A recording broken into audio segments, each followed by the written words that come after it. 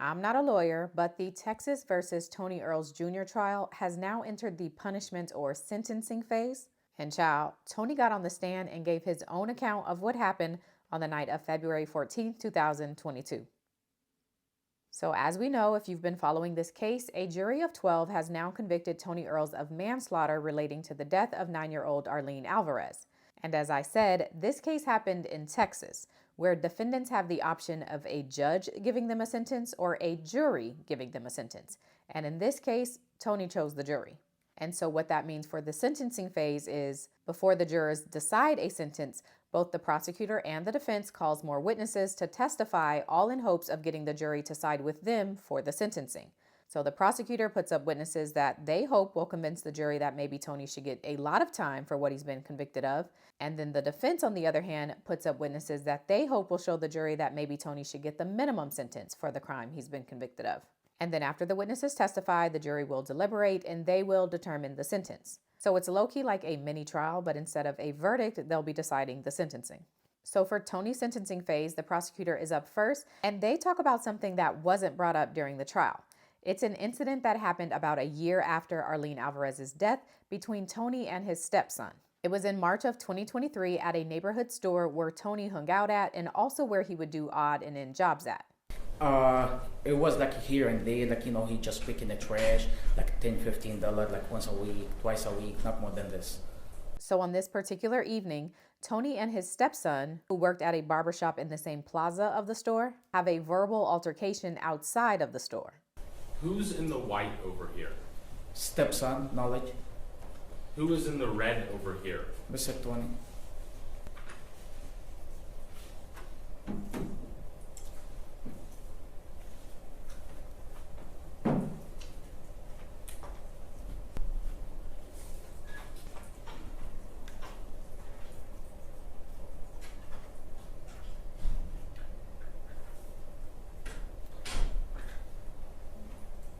What do we see in his hand right here on the left? A gun.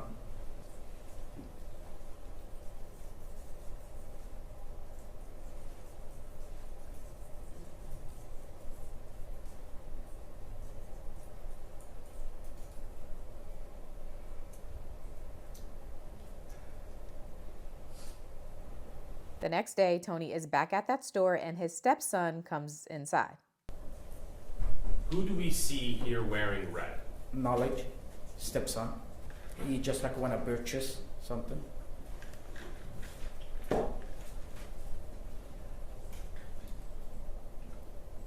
Who do we see here in the yellow and the blue?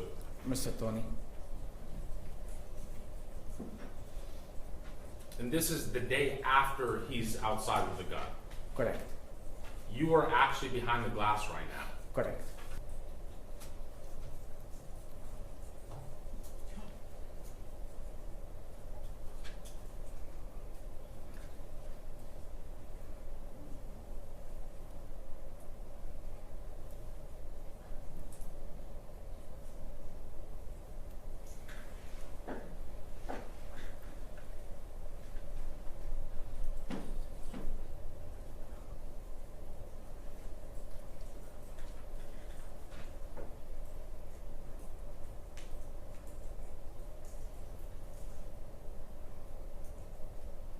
Who do we see wearing the red hat and gray right there? Me.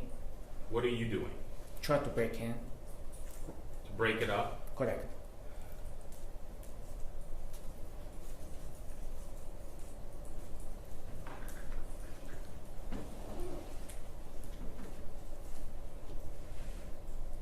Now, after that incident, the stepson filed a police report against Tony. And again, this is about 1 year after the Arlene Alvarez incident. At this time, Tony was not charged with any crime. Prosecutors had attempted to charge him, but the grand jury came back with a no bill, so he was not charged. Now, after this report is filed against Tony, police do some investigating, and they choose not to charge Tony for the fight, but they do charge Tony with the aggravated assault from the night before, particularly because they say he pointed his firearm at his stepson. So to talk about this incident, the prosecutors called the store owner and the officer who investigated the situation to testify about what happened.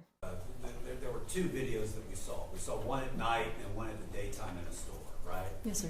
The one at night is the one that you decided to file charges on them, right? Yes, sir. Okay, the fight at the store, there were no charges filed, right? Correct. And again, this is because prosecutors are trying to show the jury that Tony is a danger and that he should be locked up. And then prosecutors call Arlene's mother, Wendy Alvarez, to the stand, and she talks about the relationship she had with Arlene and Arlene's big personality. One time she approached me, she was like, "Mom, can you buy me a nail kit?" And I'm like, "No, because you cannot use the acrylic, Arlene. Those products are too strong." "Mom, I got it. I want to do nails, you know?" So I ordered her the gel nail kit and everything. When I got back that day, Arlene already had her nails done. She did it by herself. She's like, "Mom, see, I know, I have it in me. Like, I did my nails by my own, and that's it." She also speaks about the relationship that Arlene had with her younger brother, Armando Jr., who was only 2 years younger than her. They both slept together since Armando Jr. was born. So all Armando knows and knew was the love and the connection with Arlene. So when we lost Arlene, it affected Armando Jr. so much. To a point where, like, his first year of Arlene's passing, he will be on himself. He, until right now, he has low grades in school, and we have him in a special ed program because we want him to focus on his school, and it has affected him a lot, but thankfully he comes from a family that we go hard on family celebrations. We distract him with activities. When we can, we vacation to distract, and we have a lot of family orientation and a lot of family support. After his passing, he would sleep in the living room. He didn't want to sleep in the bed by himself. And until barely right now, I was telling John Jordan that he has approximately 7-8 months that he barely adjusted to his bed. And then Wendy speaks about the regrets that she has about that night. "Oh, none of us are the same. My husband's not the same. I'm not the same. Armando Jr. is not the same. And we've had trauma. We don't sleep well. We have had arguments between me and Armando because after all of this, we feel guilty as well. We feel guilty for going out for dinner. We feel guilty for trying to pay our bills. So that day, I worked. I did hair because us as hairstylists, we get busy during the holidays. But as soon as I finished, I told Arlene, "Let's go to Macy's. I want to see if your dad buys me something. Let's go buy him a cologne." That's when she's like, "Mom, I don't know why you're doing that. My dad's not gonna buy you nothing. That boy stays working." I'm like, "Well, we'll see." So then Armando comes in, and then Arlene's like, "My mom got you something. What'd you get her?" And then he's like, "Oh my God!" And then Arlene goes and gets the gift. "What are you gonna give my mom?" "Mom, I told you, but I didn't get you nothing, girl. Oh my God, you did all of that for nothing." So I was like, he's like, no. "Oh my God, I'm so sorry. I went to work and I gotta make it up for you." We're already in pajamas. He's like, "Let's go, come on. We gotta celebrate this." He's like, "But before that, I gotta deposit this check because if not, we're gonna go negative. Like, because our bills were gonna go in." The money that Mondo had to deposit, I had that money in my bank account. But since I was so mad that he didn't give me a gift, and I feel mad because I got him a gift, and I feel like I'm the one who pushed him to take us out for dinner. And when he had to deposit money, I was like, no. He got here late, he didn't give me nothing, so I'm not gonna give him that money. So now, it was a slap in the face that all of this happened for $20. When I had more money in my bank account and I couldn't save my daughter. And it was more of a big amount. So now, not only do I regret giving my husband a gift, now I regret not depositing him, transferring him that money. But it's like, why should I feel this guilt if we did nothing wrong that night? And then it's the defense's turn, and they call Tony Earls Jr. himself. My name is Tony Earls Jr. Tony first testified about his upbringing and how he grew up in an area that had high crime. He says that over the course of his life, he's been robbed about 3 times, and that's why he started carrying a weapon so that he could protect himself. From there, he talks about what happened the night Arlene died. All right, so you get off. What time does your wife get off? Probably like about 8:30, like 8:45, somewhere in there. Did y'all have plans that night? Not really. I had called her, and I was like, because her daughter and her mother, they like strawberry, like things, like anything strawberry, they love it. So I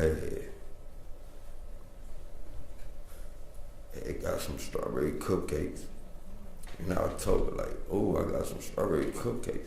And she was like, okay, I'm on my way to come and get you. I'm like, okay. So she pulls up, she asks me, have I eaten? And I'm like, no, I haven't. So she was like, you want to get something? I'm like, sure. So, the crab place you wanted to go to was closed. All right.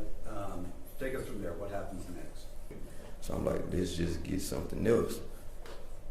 What about Wingstop? She was like, yeah, that's we could do that. I be trying to tell my wife not to go to the bank at nighttime. Why is that? Because it's very unsafe. So I was in the passenger seat. I normally be the driver when it's me and my wife. I normally be the one driving. So I'm ordering the food on the phone. So when I look over to ask her what it is, I realized that she was turning into Chase Bank. First What were thing your thoughts at that point? like, why are we putting up at Chase Bank? What did she tell you? She had to make a deposit. Okay. So what happened next? She pulled up at the ATM machine, and she was, she had, I don't know exactly how much money it was, but it was a lot of money, and she had a check as well. So she put the money in the machine, but she didn't put the check in the machine. So my first response was, you know that you could have put both in at the same time. She said she didn't know that. So what happened next? So I continued to finish ordering the food. Like it's okay. So I already know what she wants. So I was just trying to verify that I have the correct meal. This is while she's putting the money in the ATM? Yes. What happened after that? I look over at her. She looking at me kind of in like a shocked face. So by the time I got to ask her what's wrong, a robber came out of nowhere and was like, give me the money, give me the money. Okay, so let's talk about that. You said the robber came out of nowhere. What was the first thing you noticed about the robber? His gun Where was it pointed? and my wife, How did that make you feel? like, tried to diffuse the situation as much as possible How so? by giving him everything that he was asking for. Okay. Now you had your gun with you. Yes? Yes, Okay. Why did you not take out the gun at that point? I didn't have an opportunity. My wife's life was in danger as well as mine. It just wasn't like diffuse the situation. Like, please just go. What happened next? Well, we gave him the things that he was asking for, and he kept asking for money, but my wife kept saying she put it in the ATM machine. So he was looking at the billfold that was sitting on the console on the stick shift. So I grabbed him and said, "This what you want?" He snatched it. What happened after that? He asked for the keys. My wife was panicking. She was so hysterical. It was like she was like, "We don't have no keys. What's going through your mind while that's going on? Please just give him the keys. Stop yelling and just comply." That's what was going on. So I gave him the keys. From my seat, I couldn't really see if she gave it to him or however. Like, I watched the video over and over, and it's different, you know. But Let me ask you about that. I mean, you've been sitting through this whole trial. You've been seeing the videos. Is what you see in video a little bit different from the way you remembered it happening?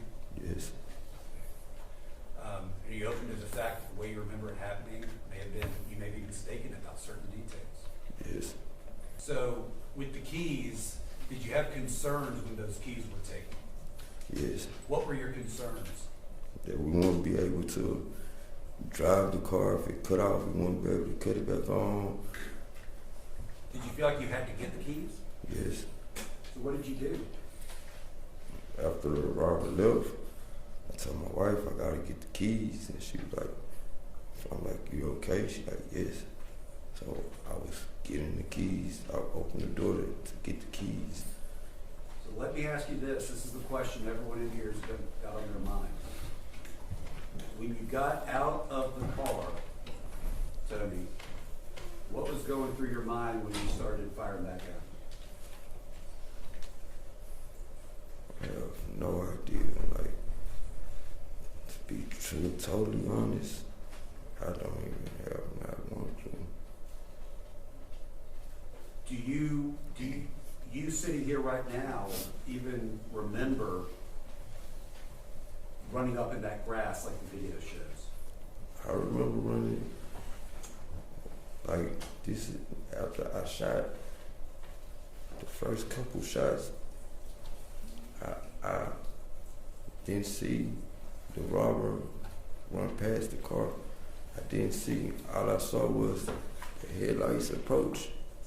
The headlights, like, do this one, like, dip in, and then, and Did you have any opinion about whether that truck was associated with the robber? yes, What did you think? I thought he was running, cause he was running away, and he was saying, "I got it." So I thought he was going to get in the black truck. Do you remember firing at the truck when you were standing in the grass? Yes. What was going through your mind when you were doing that? I was like, "Oh shit, they is gonna shoot, and me and my wife is gonna be, on its way." So I just started shooting at the truck, trying to prevent shots fired to me, but Was it kind of a shoot first before you get shot kind of deal? yes, After after you're in that grassy area, we all saw in the video you got back in the truck, got back out. Okay, we've seen that a lot. Do you have an independent memory of that? I remember after the truck passed by, I remember looking down the street to make sure that the truck was gone. What did you see?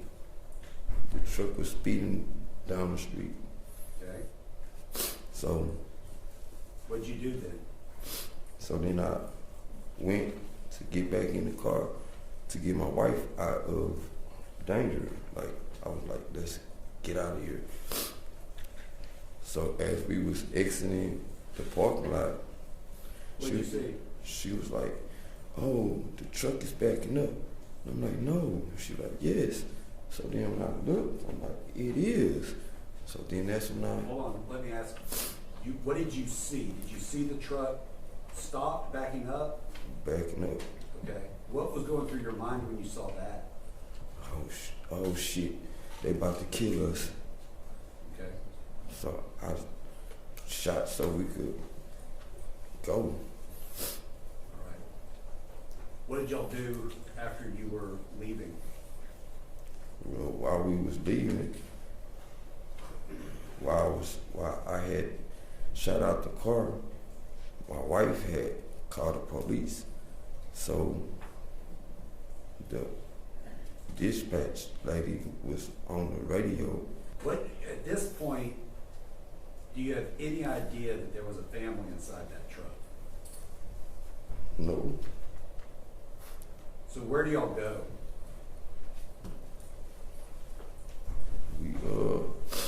we go to MLK, to the address that was given on the 911 tape.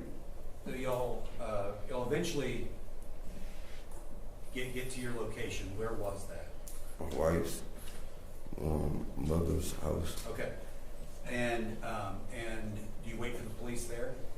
Yes, Was it your idea to cooperate or not cooperate with the police? to fully cooperate because And at this point, you are looking at this as though you're the victim, right?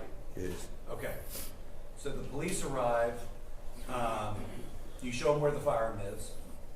yes, Okay. And then did they want a statement from you? yes. They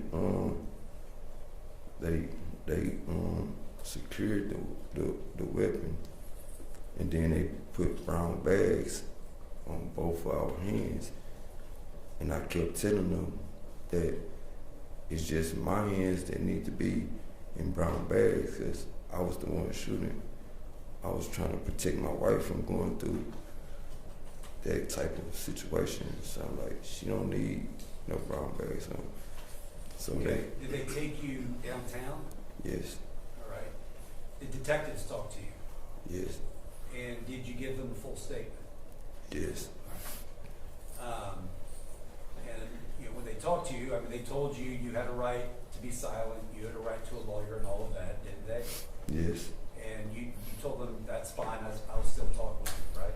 yes. All right. At the time that you're talking to them, did you realize that there was a family in the car at the beginning of that conversation? No, sir. At some point, did they let you know that? Yes. How did that make you feel when you learned that?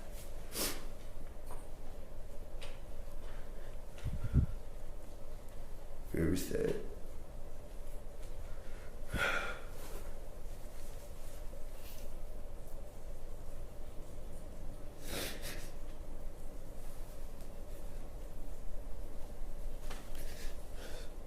Mr. Earls, this is another obvious question, but I have to ask it. You didn't know there was a family in that car, right?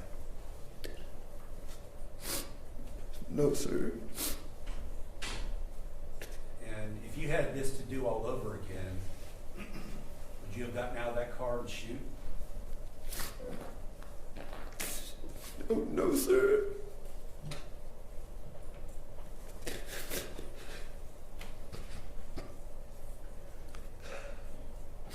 All right, let's, And then while he's on the stand, he says this to the Alvarez family. and you made a request, didn't you? Yes. What was that? To speak to the Alvarez family. What did you want to tell them?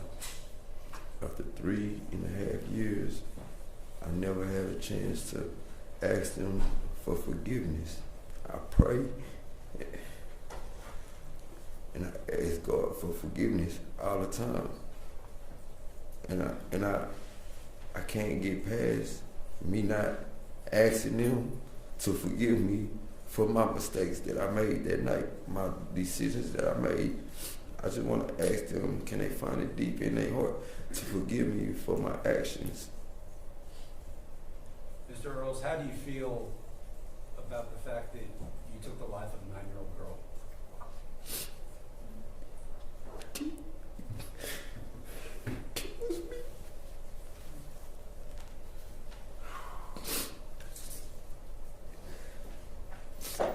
I can't sleep at night.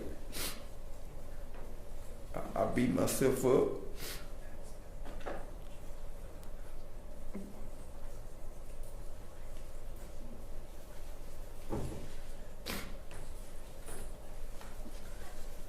And then, in regards to the fight he had with his stepson, Tony Earls Jr. says this. Let's start with that first incident, the one at night when you're sitting on the truck. Describe to the jury what happened. Let them know. Before, and I just was walking up, a guy had told me that another young guy had pulled a gun out and was threatening to shoot Knowledge, the store owner, not the one that was up here, not Ali, but Rashid. He was like, you don't know what happened? I was like, nah, I don't know. Then he showed me the camera on his phone. So I sat and watched the camera, and I see the young boy pull out his gun, and he cocked it. Hold on, just so we're clear. Someone had pointed a gun at Knowledge, right? Not pointed it at him. Okay. They was waiting for him to come out the store. Okay. So when I seen it on video, my instincts was to call someone for Knowledge to be safe, because I didn't want to just not say nothing and something was to happen. I really want to sit right with me. Okay. So I called his mom and told his mom that it wasn't a he say, she say. I actually saw a video of it. So then she called him, they talked, and that's when y'all. So he was upset that you called his mother? Yes. Who was your wife? Yes. Okay. And is that kind of what led to this whole thing? Yes. All right. So now Knowledge approaches, and the first thing he say is, "Bitch ass nigga, why you call my mama?" No, he's asked me, "Did you call my mama?" So then I looked at him like, "Yeah, I did call your mama." And he was like, "I bet you not finna do that no more." Then he dug in his pocket. So I'm sitting there What were you thinking when he dug in his pocket? like, why are you digging in your pocket? And then that's when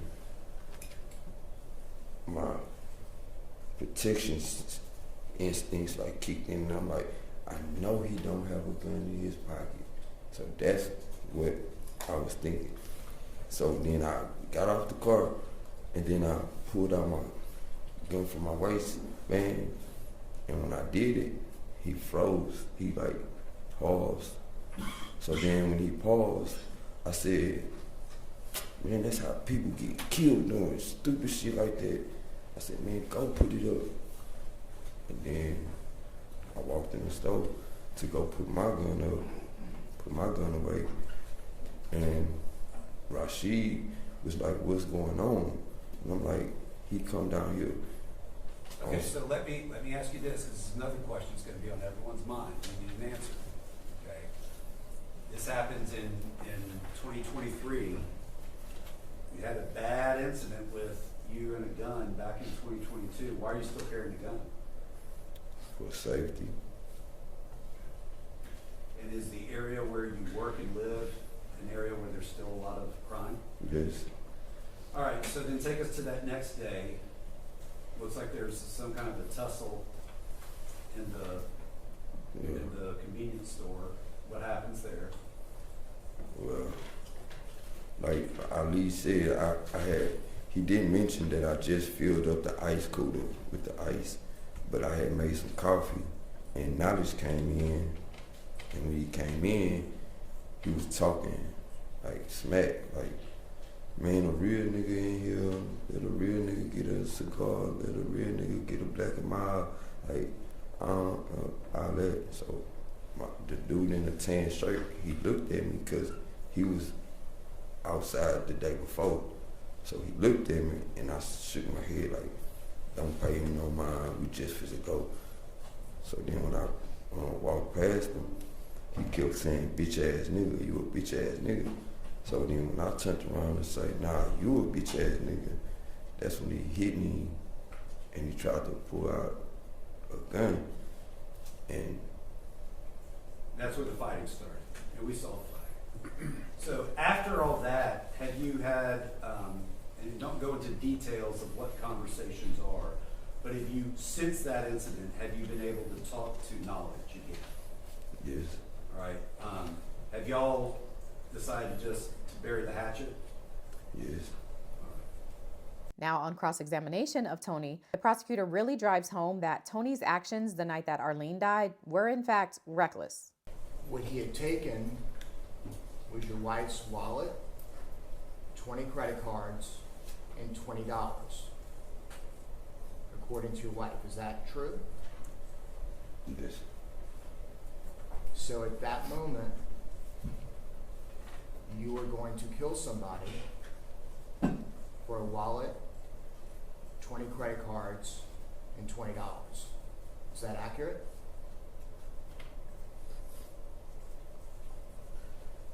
Yes. And when we look at the video, you don't get out to go to the front of the car to look for the keys, right? Yes. In fact, you don't even try and get the keys until after your wife tries to drive off, after you've already fired all of your bullets except one, right? Yes.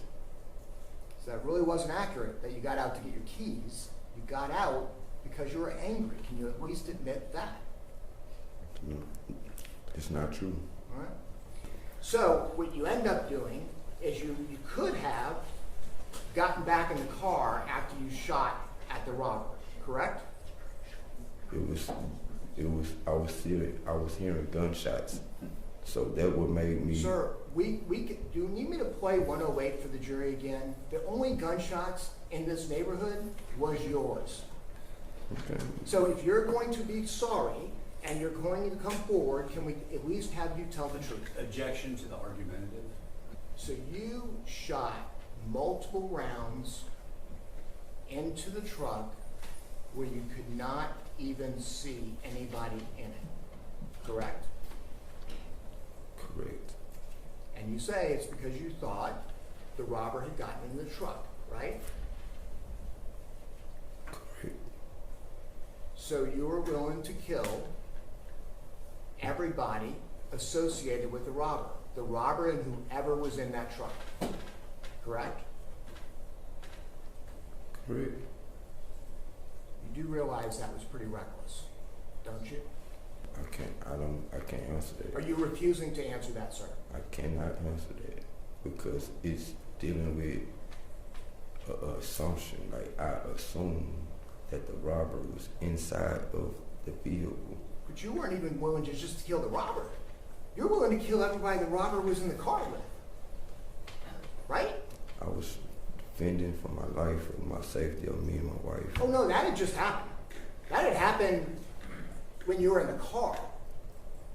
You're now, after shooting at a person in the back, you don't get to say you were fearful for your life in an open space as a truck is driving by. You realize that at least now, don't you?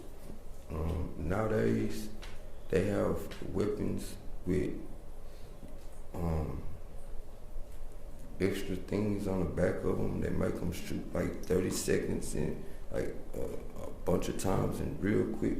So that's playing in my head. Okay, so if you got out in the community and you got robbed again, and the same thing happened, the next time you see somebody with a tinted windows, you're going to shoot in the truck because you never know? With these things you're talking about? Why would I shoot in the truck when I don't see them going towards the truck? But that's the point. is you didn't see him go to his truck. I did. You saw him disappear in the night. I Y'all did can't see. speak over each other. I did see him run towards the truck. And he further says that Tony's actions a year later shows that he learned nothing from the death of Arlene Alvarez. Do you have an anger problem? No, sir. Do you get angry? No, sir. I'm 45 years old. So, If I was the character that you portraying, I would have a criminal history. this was a year and a month after you killed Arlene Alvarez, right? I never denied not shooting in the vehicle. But then, just 13 months after knowing you killed a 9-year-old on this night, you still chose to carry a weapon, be in a public place, and using it the way you did. That didn't change your behavior this night, correct? I don't understand the question that you asked. Arlene Alvarez is dead because of what you did with a firearm, correct? Yes. And that incident did not change your behavior. You were still carrying a firearm on your waist and carrying it open in a public place, correct? This happened in 2020, right? 2022. The Arlene, the Alvarez, God forgive me, that happened in 22. It's 13 months later. Okay. I got no bill for that. Okay. So therefore, they told me that I could be able to carry a You feel like you can carry a gun, and you will agree with me. The way you handled a firearm killed a child, and your behavior did not change. Will you agree with me on that? My behavior doesn't have nothing to do with the reason why I carry a firearm. It's not that you carry, it's how you carry it is the problem. Do you understand that? And how you use it. You draw the question, pass the witness. No further questions. After Tony's testimony, his team then calls Tony's dad to the stand, and he expresses that his son is not the monster that he is being painted out to be, but that he also feels for the Alvarez family. I want to say that I have tremendous remorse, and I ask for the condolence. I want to say deeply, I have a deep condolence for the Alvarez family You too. understand the tragedy they've been through. Very much.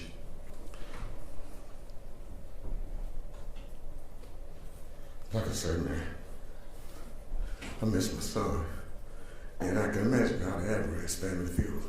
Okay. It's hard, man. All right. I just want to clear something up because I don't think Ed asked Tony about it. You know that the night that the shooting occurred at the Chase Bank, he was in the car with his wife, right? Yes, Okay. She goes by Dee. yes, She's in the courtroom, right, sitting here? yes, she is. Okay. You get along with Dee, don't you? Yes, sir. And I don't want to go into too much detail, but is it safe to say that she is also here in support of, just to show some support for Tony? Yes, sir. Okay. I want to make sure they're not like on these real bad terms or anything like that, are they? No, Okay. But they're not together, right? no, they're not together. Because he's in the Harris County Jail, right? That's correct. Okay. The last witness of the day was a probation officer, and he basically tells the jury that there are about 85 people right now who are convicted of manslaughter who are on probation. And of course, the point here was the defense trying to show the jury that probation could and should be an option for Tony Earls Jr. So that was the hearing. Both sides will give closing arguments for this sentencing phase tomorrow, and then the jurors will deliberate on the sentence.